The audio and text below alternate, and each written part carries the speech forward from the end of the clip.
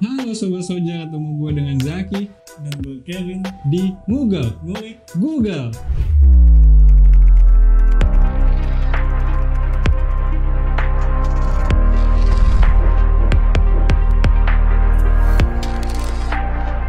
Gimana Sob? Kemarin udah pada nonton belum konten kita kemarin? Kemarin kan kita bahas tentang artis-artis yang bermain di film Hollywood. Oke. Nah, kalau sekarang nih kita mau bahas apa nih, Ja? Nah, sekarang kita akan membahas misteri horor yang ada di Casablanca yang membuat kalian seperti kata Zawin. Itakut. Ini kita akan membahas nggak cuma misteri di Casablanca. Nggak cuma satu topik doang, cuma kita ada beberapa topik, beberapa film. Kita akan membahas film horor yang kejadiannya beneran nyata. So, without further ado, langsung aja masuk ke topik. Oke, langsung.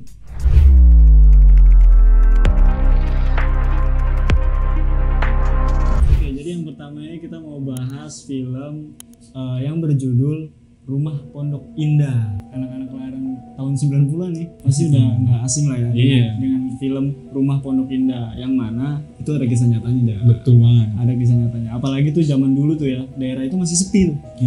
Daerah itu masih sepi, nggak kayak sekarang udah rame kan. Udah macet. Udah macet, jam 3 pun juga udah masih rame. Jadi film ini dirilis tahun 2006 yang disutradarai oleh Irwan Siregar. Jadi awal mula permasalahan dari rumah ini ketika ada patung perempuan karya pemeran utamanya nih, nama Tio, yang diletakkan di rumahnya. Dan patung tersebut itu adalah merupakan mayat kekasih yang dia bunuh. Mayat kekasih yang dibunuh dijadiin patung. Semenjak ada patung di rumah itu, ada kejadian horor, yaitu adalah penampakan sehingga membuat satu keluarga mati. Takut. Nah, seperti yang lu bilang nih, Vin. Jadi apa yang gue bilang tadi emang? Jadi nggak cuma satu keluarga aja yang meninggal. Apalagi? Tapi ada fakta lain nih. Jadi ada tukang nasi goreng yang lewat perumahan itu, terus tiba-tiba hilang, gitu. Nah, karena warga sekitar risih nih ya sama kejadian-kejadian yang beruntun itu tuh. Jadi sekarang kondisi rumahnya udah demolis, udah digusur. Jadi untuk anak-anak sekarang nih, mana tahu kejadian dulu di Pondok Indah itu, cuma lihat nggak tanah bisa doang. ngerasain, cuma ngeliat tanah dan ceritanya yang kita ceritain sekarang. Tuh. Si rumah itu tuh kan udah tutup nih, cuman si tukang goreng itu pas sampai situ tuh kayak masih ada penghuninya. Dia berhenti di depan rumah si rumah Pondok Indah itu, terus penghuninya itu keluar beli nasi goreng. Nganterin ke dalam. Tuh guys, kalau kalian denger tuh dari kameramen kita yang lebih tahu storynya ternyata ya daripada kita di sini. Makanya kalau lengkapnya ya nonton filmnya aja, nonton filmnya. Filmnya benar. Di setiap rumah juga ada orang yang meninggal. Eros, karya Master Rizky. Aku bukan mencintaimu, tapi aku memujamu. Oke, selanjutnya kita ada film Keluarga Tak Kasat Mata nih, Sob. Invisible Family. Keluarga gue mana? Gelap banget. Oke, jadi film horor ini dirilis tahun 2017 yang disutradarai sama Hari Suryawa, yang bercerita tentang seorang pemuda bernama Genta yang bercerita tentang mantan perusahaannya di Yogyakarta nih. Sehingga ceritanya tempat kerjanya ini pindah lokasi nih, Sob. Setelah pindah lokasi ke kantor yang baru ini, ternyata ada banyak banget pengalaman aneh, pengalaman horor, pengalaman yang bikin takut. Yang semua dialamin karyawan tersebut cerita kalau di situ ada kayak tiba-tiba pintu kebuka sendiri, ada suara-suara aneh yang tiba-tiba ada gitu. Karena terlalu banyak cerita-cerita aneh kayak gitu, akhirnya dia memutuskan buat nyewa orang yang bisa lihat. Nyewa gua, soalnya gua bisa lihat. Maksudnya orang yang bisa ya punya indra lebih lah, indra bekti ya, betul. Takut. Dan ternyata benar ada satu keluarga yang menghuni kantor baru tersebut. Jadi kayak rumah sebelumnya mungkin kenapa ada kejadian. Nah itu pas di tempatnya sama kantor barunya, ternyata keluarga itu masih ada di situ dengan posisi Jogetnya hantu. Takut. cerita film ini tuh jadi beneran nyata ya. Jadi si Genta ini yang bercerita pindah kantor itu benar-benar digangguin gitu. Benar-benar digangguin. Mau dalam segi fisik kantor jadi diganggu. bener. Enggak bercanda. Canda. Ih, takut.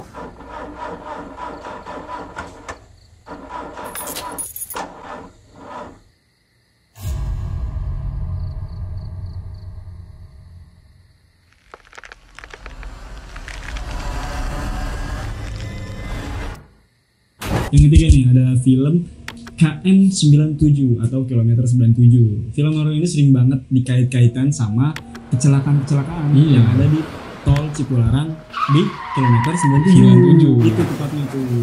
Jadi banyak kejadian-kejadian kecelakaan tuh udah gitu dikait-kaitin sama horor gitu. Sama horor pasti. Mau kecelakaan ini, kecelakaan itu, bahkan kecelakaan yang Aku aduh. Ih, takut. Film ini dirilis tahun 2013 yang disutradarai oleh Jose Purnomo. Bercerita tentang sebuah keluarga kecil yang pergi ke Bandung sob, dan mengalami permasalahan pada ban mobilnya di kilometer 97.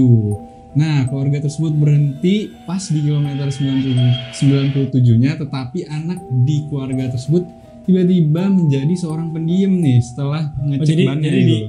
Jadi di kilometer 97 tiba-tiba bannya pecah, cus gitu. Terus pas lagi betulin atau lagi nelpon apa macam, kok dia sadar kalau anaknya ternyata kok pendiam nih sekarang gitu ya. Tiba-tiba diem gitu.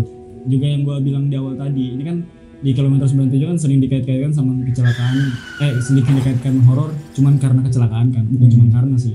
Nah, gue juga punya cerita dari temen gue nih, kalau di situ tuh emang ada nenek-nenek yang jaga di pinggir gitu. Nah, yang gue bingung kenapa tuh nenek-nenek di situ gitu loh. Iya, ngapain ya? Dari film Kilometer 97 itu, ini udah ada kejadian nyatanya. Iya, ini mungkin dijadiin film. Iya. Selalu membaca doa setiap perjalanan kalian sob, ya kan? Biar semua perjalanan aman, nyaman, dan sampai tujuan. Dan nggak perlu takut sama nenek-neneknya gitu. Jalan-jalan aja. Iya. Nenek gue lebih galak dari lo gitu kan. Ih, takut. Kamu kemana aja sih?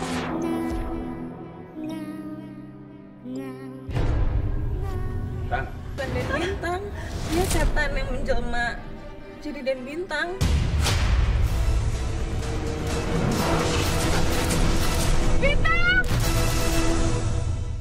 Nah, yang keempat nih, ini bisa dibilang happening banget di waktu zaman gue SD. Kalau nggak salah tuh ini berita nih kemana-mana gitu loh. Kayak rumah kentang, kalau rumah kentang, sobat-sobat saja kalian tahu semua tentang rumah kentang ini. Nah itu ada filmnya juga, rumah kentang. Apalagi anak-anak Jaksel, ya kan? Pasti pada tahu ini rumahnya di mana. Jadi diangkat dari kisah sebuah rumah yang berlokasi di Jalan Dharma Wangsa nih sob. Jadi bener nih di Jaksel. Tempatnya di Dharma Wangsa. Jadi filmnya dirilis tahun 2012 yang disutradarai oleh Jose Purnomo. Ini Jose Purnomo lagi ya. Tadi yang di film Kilometer 97 itu Jose Purnomo juga. Iya. Nah, alkisah dua gadis harus bertahan hidup setelah kedua orang tuanya wafat lantaran tak mampu membayar uang kontrak rumah. Kedua gadis tersebut memilih untuk tinggal di sebuah rumah warisan ibu mereka yang berada di kawasan cukup elit di Jakarta Selatan nih, Dharma Wangsa. Nah, awalnya rumah tersebut direncanakan untuk investasi nih sob, tetapi tidak pernah laku terjual. Kemudian keduanya mengalami hal-hal aneh nih pas saat tinggal di rumah tersebut. Jadi nggak kejual, ya tetap tinggal di situ dong pasti. Terus digangguin gitu kali ya. Nah, kata masyarakat yang tinggal di situ di daerah tersebut juga sering kedengar suara perempuan minta tolong, serta suara teriakan anak kecil yang mati karena jatuh ke dalam kuali yang besar. Kalau berdasarkan teman-teman gue yang lewat, gue juga pernah lewat situ. Emang tuh bau kentangnya kerasa. Sumpahnya gue sampai merinding. Merinding bulu jaketku. Iya. Merinding bulu jaketku. Nah, kalau yang pernah lewat situ coba komen di bawah. Masih kecium nggak baunya? Atau sekarang mungkin rumahnya udah nggak ada ya? Atau gimana? Kayaknya masih ada. Ya mungkin karena sugesti juga ya, baunya kecium atau gimana. Cuman ya ini ada faktanya loh. Rumah kentang diangkat dari fakta. Dan lu ngalamin gitu ya, Dan gue ngalamin walaupun mungkin suges atau gimana ya kan. Rumah ini pernah disewa 3 tahun yang lalu, tapi hanya untuk sementara karena sempat ada kejadian.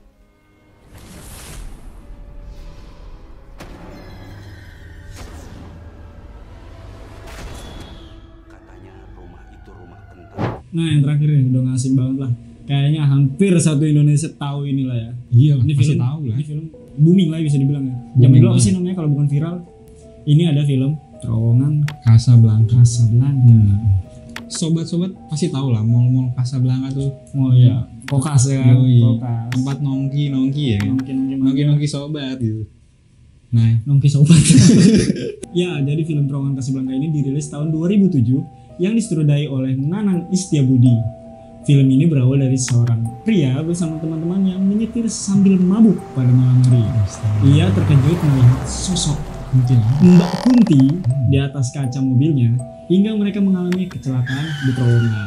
takut banget itu. Berdasarkan cerita warga sekitar, pembangunan terowongan tersebut di atas tanah kuburan.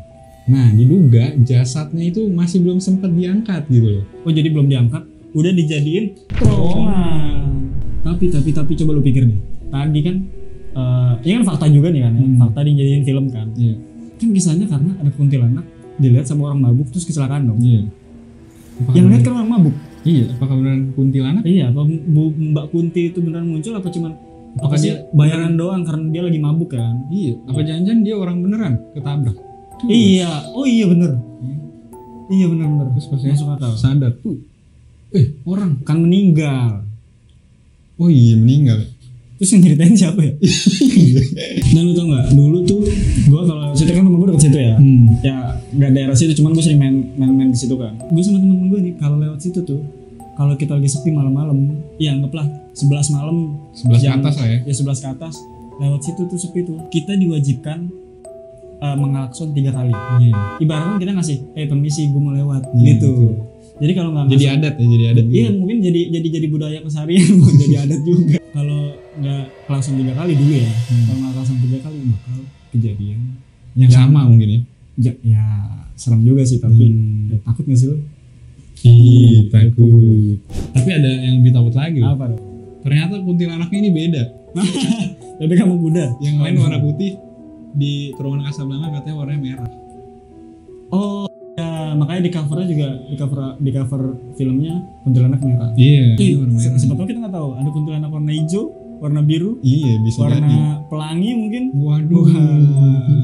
Kenapa klakson bang? Kalau kita melintasi terowongan ini, kita harus membunyikan klakson, Neng.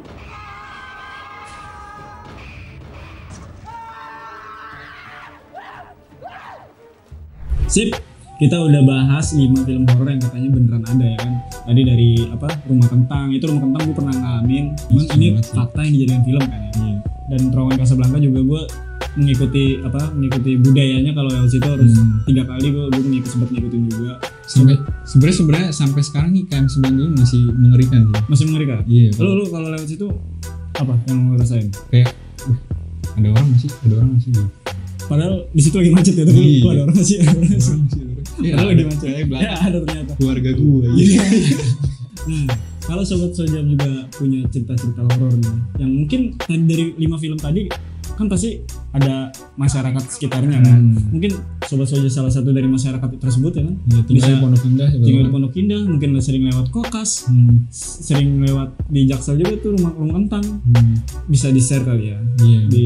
Di komentar.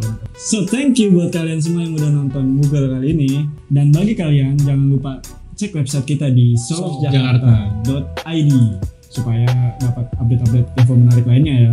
Dari event lifestyle, konser-konser musik juga banyak giveaway Iya. di situ ya kan. Ada giveaway. Ada giveaway. Nggak event musik doang, event kayak makanan, kuliner, bahkan wedding pun. Iya, wedding. Ada di situ. Bisa dijangkau lah. Betul. Lewat solofjakarta.id. Oke, langsung kita akhiri. See you next time and Bye bye.